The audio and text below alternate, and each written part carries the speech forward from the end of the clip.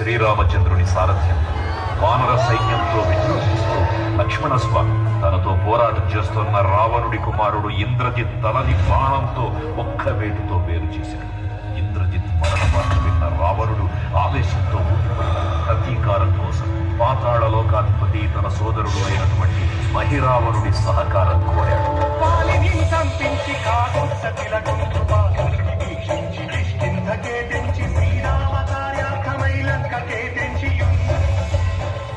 ఆ జీవి మకరధ్వజుడు అనే తన పుత్రుడు మహాసముద్రాన్ని దాటుతుందని నీటిలో పడ్డ స్వేదవిధుడు ఒక మొసలి గ్రహించడం వల్ల జన్మించాడని తెలుసుకుని ఆశ్చర్యపోతాడు హనుమంతుడు.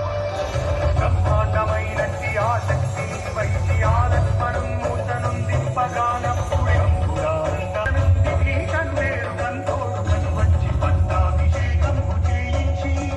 సీతామహాదేవి శ్రీరామ